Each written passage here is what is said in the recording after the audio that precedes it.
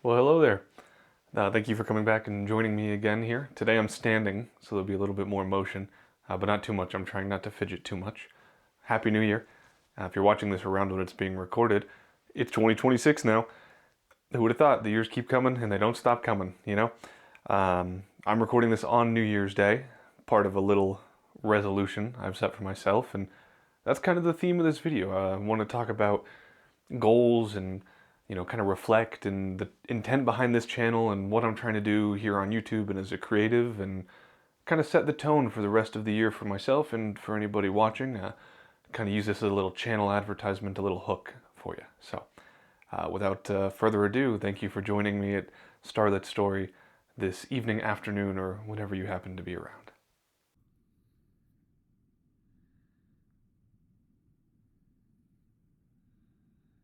Well, like I said, welcome to the new year. It's good to be here, and whether you're watching this again in January or in June, I hope that you can recognize that any time is a time to reflect and to repent and to make changes in your life. And I kind of have this personal philosophy that I try to start all my New Year's resolutions on Christmas Eve, because otherwise, if the first comes, I want to already be in the habit, or else it's not going to work.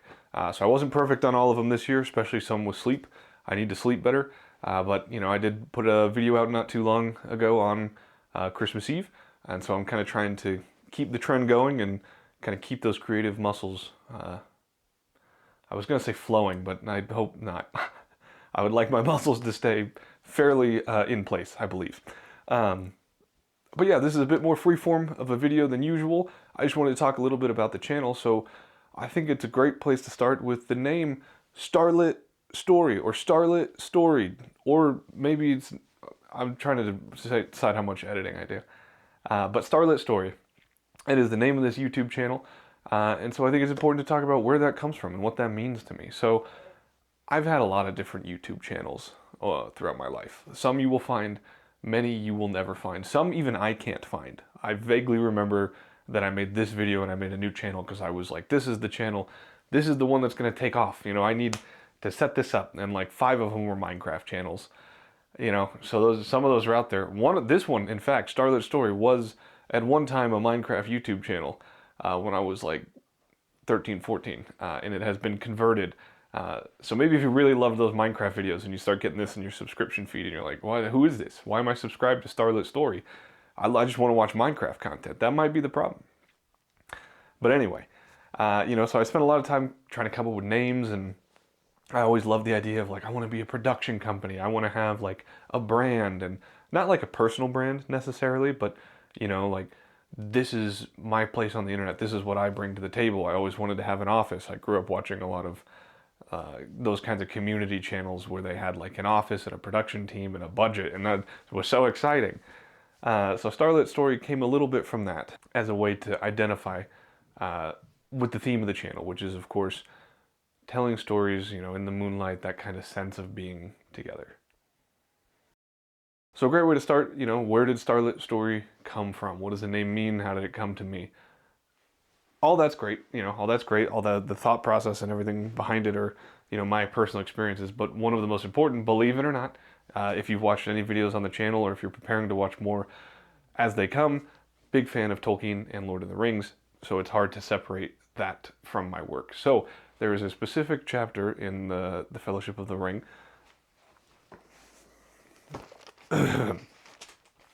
It's in many meetings in the Fellowship of the Ring. Of course, book 1 of the Lord of the Rings trilogy, or... Oh, I'm not getting into all that. I do that every time. I say book 1, and then it's not really book 1 because there's like multiple books per book, and they want it all to be 2 books is actually the start of book 2. Or Tolkien wanted it to be... Anyway, this comes in many meetings when the party makes it to Rivendell, the home of the elves, after a harrowing journey on the road. And once they're there, they're able to have, Frodo recovers from an injury that seemed likely to kill him at the time. They have an excellent feast, as again, food is a fundamental, foundational parts of these stories and a part of our communities. And then they go into this kind of magical sort of place. So I won't try to explain it better than Tolkien did. I will just read briefly for you now. Frodo found himself walking with Gandalf. "This is the Hall of Fire," said the wizard. "Here you will hear many songs and tales, if you can keep awake, but except on high days it usually stands empty and quiet. and people come here who wish for peace and thought. There is always a fire here, all year round, but there is little of the light. As Elrond entered and went towards the seat prepared for him, elvish minstrels began to make sweet music. Slowly the hall filled, and Frodo looked with delight upon the many fair faces that were gathered together. The golden firelight played upon them and shimmered in their hair. I first read that in third grade when I read The Fellowship of the Ring for the first time.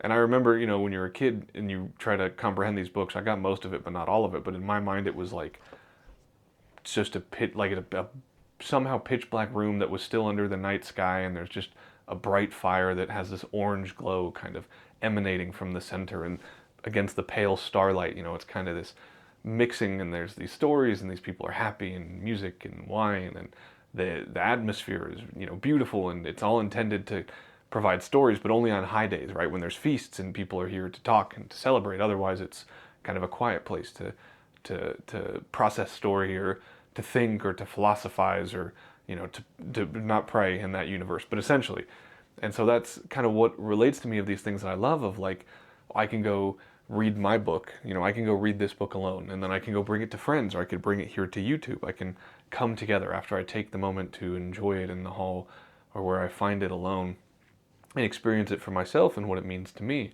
I can go pray at my prayer corner, and that's beautiful and fulfilling, but then I can go take it to church and share it with the community. And so this idea of a coming together sort of place, like an Areopagus, right? To share ideas and people and have exchange. And in my mind, I want Starlit Story to be somewhere where that can happen. Now, obviously, it's hard to share ideas because I am, talking to you through a screen, but, where commons exist, and I love and I miss academia dearly, and I hope to get back into that environment soonish in one way or another. But for now, like being able to research and talk about things that I love, and to hear from people who have similar interests and passions, and hear new things and new recommendations, that's part of what I want this story, this space to be, to share those stories together. So later on in the chapter, Frodo is talking about how he felt about it, and there's another line that really struck me where he says, "I was half asleep when you began, and it seemed to follow on from something that I was dreaming about. I didn't understand that it was really you speaking until near the end." And just that idea that sometimes you can be in a certain place or with certain people that things can be so beautifully and rightly placed, that you could be hearing and engaging with something in the right time from the right person, that it kind of envelops you.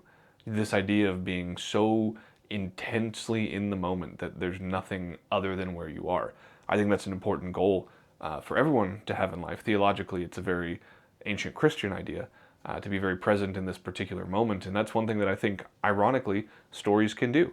Escapism does exist, and it is dangerous, but it's not the point of what I'm trying to do, and it's not really why I love even fantasy, which is often called, modern fantasy, like, use those terms, but it's not just to go to this other world, it's to better understand my world and myself through these characters. Now, I do enjoy it, of course, that's part of it, but there's something beautiful about trying to understand who and what we are through that interaction with the world around us, by reading and then taking it somewhere like this to share. So that's kind of the origin of the name Starlit Story. I have the website too that I'm hoping to do something with in the future. But before we get into the future goals, we'll talk a little briefly about the philosophy of the YouTube videos themselves. Now, I love YouTube. I've spent a lot of time, too much time, on YouTube for years and years and years. It's been my primary form of entertainment, for sure. And so, I've seen a lot of the trends.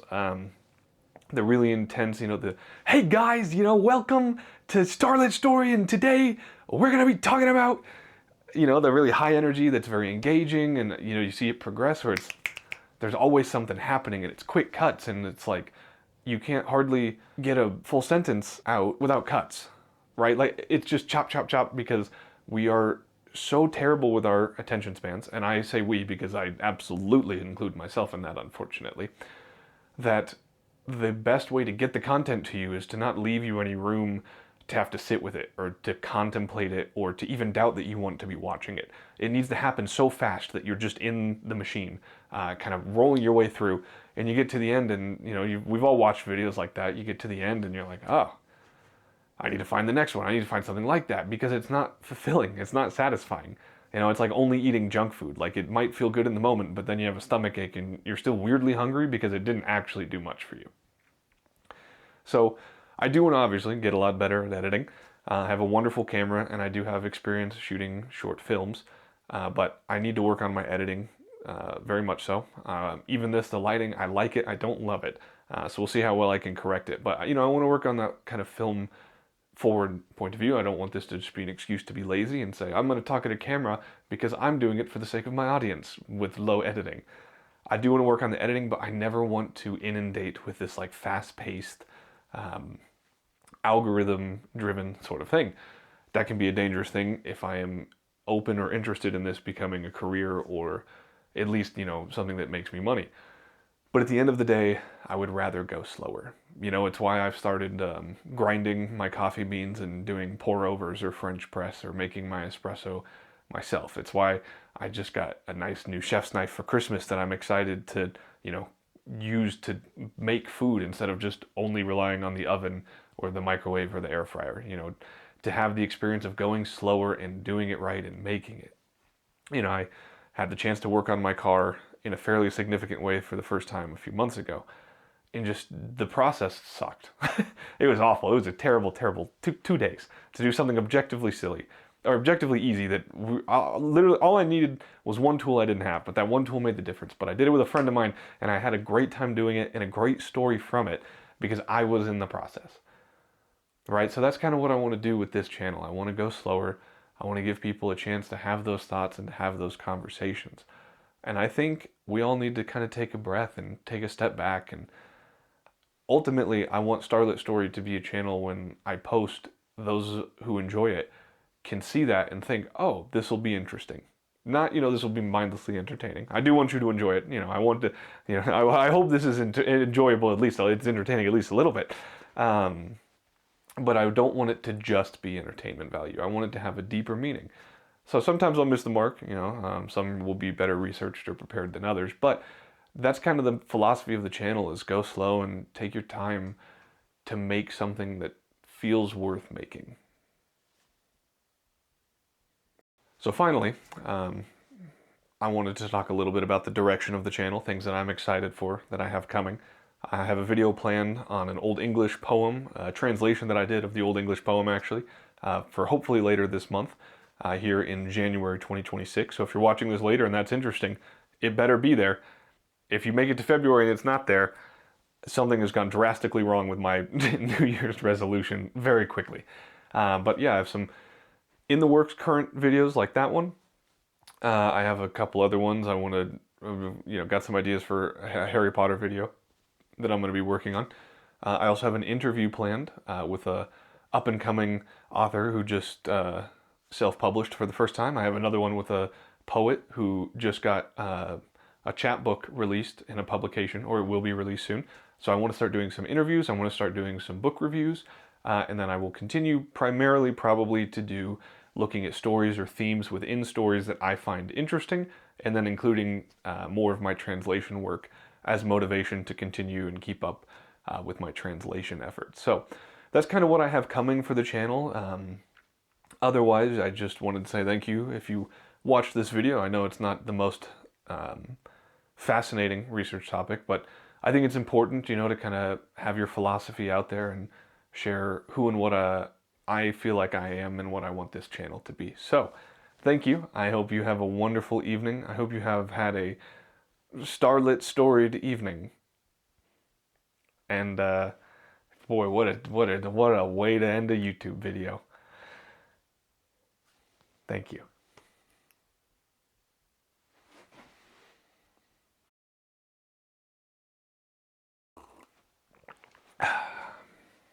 Hopefully the Tottenham Hotspur mug isn't too offensive. They're really bad.